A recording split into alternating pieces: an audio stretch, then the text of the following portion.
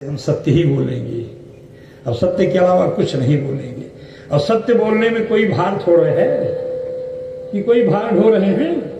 अतिरिक्त भार नहीं आया, केवल विचार बना लिया जाए कि आज से मैं करूंगा, सत्य बोलूंगा, तो जान लीजिए कि हम लोग सनातन धर्म के अच्छे सन्निकट हैं।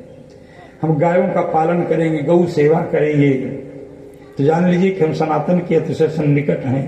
वेदों का पठन पाठन करेंगे, वेदों की बताई गई रीति पर चलेंगे, वेद मार्ग का अनुसरण करेंगे, यही इतना समझ लें, उसी का अपना लें, तो जान लीजिए कि हम सनातन के अतिशय सन्निकट हैं। इसमें इन सबको करने में कोई भार नहीं है, कोई अतिरिक्त कोई ऊर्जा नहीं खत्म होनी है, कोई एनर्जी नहीं खत्म होनी है, कोई थकान नहीं लगने वाली है। हम सोच लें कि हम आज से तप करेंगे। तप माने विचारों से शुद्ध रहेंगे, तप माने विचारों से शुद्ध रहेंगे। तो जान लीजिए अगर विचारों की शुद्धि मन में आ गई तो हम लोग परमात्मा के अतिशय सन्निकट हो गए। विप्रागावस्य वेदासी तपः सत्यम दमः समा श्रद्धा दया तितीक्षा च।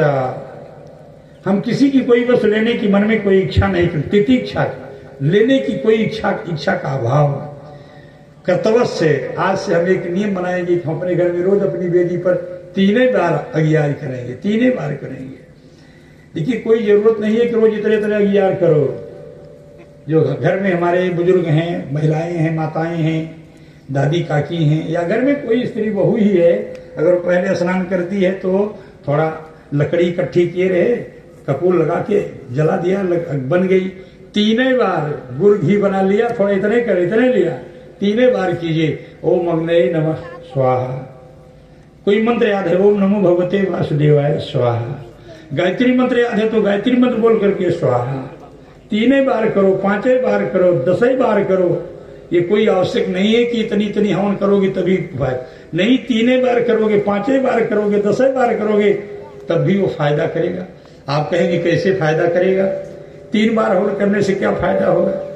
देखिए अपने लोगों की शरीर इतनी बड़ी बड़ी है, कोई 55 किलो के हैं, कोई 60 किलो के हैं, कोई 65 किलो के हैं, कोई 75 किलो के हैं, और बुखार हो जाता है, पूरे शरीर में दर्द होने लगती है, तो पैरासीटामॉल की इतनी छोटी गोली खाते हो, पैरासीटामॉल की या क्रोसिन की इतनी छोटी गोली खाते हो, और खाते ही 15 मिनट में सारी पीड़ा समाप्त, बुखार दूर। जब इतनी छोटी गोली इतने बड़े शरीर के दुख को दूर कर सकती है, तो अगर एक नियम बना लिया जाए कि हम रोज 3 बार हवन करेंगे, 3 बार, 5 बार, उसका प्रभाव क्या होगा कि धीरे धीरे हम लोगों के अपने परिवार के सदस्यों में एक दूसरे की भावनाओं को समझने की। पुनः मथुरा पहुंचे तो थोड़ी देर के बाद नजरानी यशोदा को प्रसव वेदना की अनुभूति हुई, प्रसव वेदना का एहसास हुआ। और जैसे प्रसव वेदना का एहसास हुआ वैसे उनकी नींद खुल गई, आंख खुल गई, तो देखा कि बगल में एक बालक लेटा हुआ है। देखिए अष्टमी को आधी रात को भगवान अवतार लिए थे। मथुरा से गोकुल जाने में कुछ समय लगा होगा।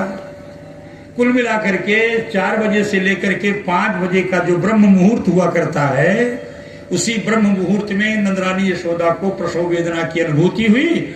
और जब उनकी आंख खुली तो देखा कि बगल में बालक लेटा है। बाबा नंद के इतनी अवस्था बीत गई थी, कोई संतान, पुत्र संतान नहीं थी। आज जब उनको पुत्र संतान की प्राप्ति हुई तो पूरे ब्रजमंडल में खुशी की लहर दौड़ गई। जहां देखो वहीं सब उत्सव मनाने लगे, पूरे ब्रजमंडल